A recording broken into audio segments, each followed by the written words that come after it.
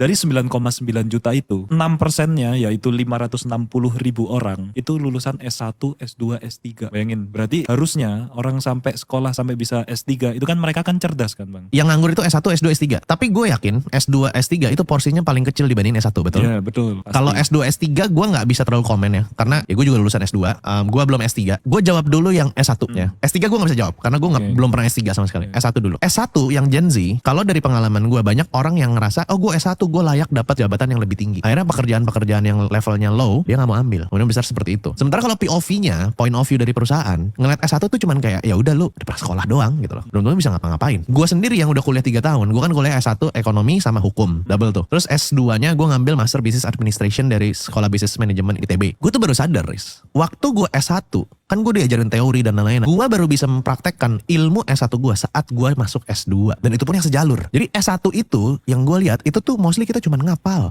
doang. S2 baru mengaplikasikan apa yang sudah kita pelajari. Ini gue sharing sama kalian ya tentang S1 manajemen ya. S1 manajemen gue itu belajarnya kayak apa itu 6P apa 7P. Product, Price, Place, Promotion, Physical Evidence, Process, sama People. Disuruh hafal. Apa definisinya ini? Disuruh hafal. Ada aja juga dosen yang kalau penjelasannya nggak sama kayak buku itu nilainya jelek gitu. Padahal di dunia nyata nggak seperti itu. Kita boleh buka buku kapanpun, bukan harus dihafal buku itu. Tapi intisarinya konteks dari pemahaman tersebut yang harus bisa kita aplikasikan ke dalam dunia nyata. Itu yang menurut gue disayangkan. Terus kedua, nyontek. Lo udah di sosial media lama. Bukankah dunia bisnis, dunia sosial media, dunia content creator semuanya saling contek? Terus kenapa kita nggak boleh nyontek waktu di sekolah? Apa? Curang? Iya. Kedepannya kita akan hidup di dunia yang semuanya kecurangan. Terus kenapa gue gak boleh nyontek? Nah bedanya pas gue S2, gue gak pernah dosennya peduli lu mau nyontek mau apa, gak pernah. Jadi kalau S1 cuma disuruh tanya, apa itu marketing? Tulis. Apa itu accounting? Tulis. Ya kan? Kalau S2 yang gue pelajarin adalah langsung study case. Misalnya ada perusahaan Boeing sama Bombardier. Boeing punya omset sekian, datanya sekian.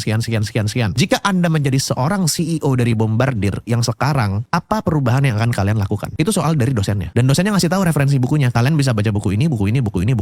Dan akhirnya dipresentasikan di depan kelas dengan slide dan dikasih argumennya. Dosen di S2 itu tidak menilai berdasarkan dari hafalan lu, tapi menilai dari seberapa tajamnya argumen lu serta dasar datanya argumen tersebut. Nyontek boleh, dibolehin nyontek. Karena kan yang dicari bukannya A pasti A, B pasti B. Enggak. Yang dicari adalah ketajaman lu berpikir untuk berpikir kritis, critical thinking, sama problem solving. Nah, disitulah gue mencintai S2 banget. Karena dikasihnya case study seperti itu. Sementara mayoritas orang-orang yang S1, even di tempat yang cukup bergengsi, ya mostly kayak gitu doang. Apalagi di kampus yang gak bergengsi. Yang dimana biaya kuliahnya lebih murah. Kalau misalnya biaya lebih murah, ya kan bayar dosennya juga jadi lebih murah. Dosennya kalau dibayar lebih murah, apakah? Ya kita gak bisa munafik sih ya. Ada duit pasti ada quality lah. Ya sama kayak lu lah Laris lah. Lu lulusan hukum sekarang lu ada di mana sekarang? Konten. Iya.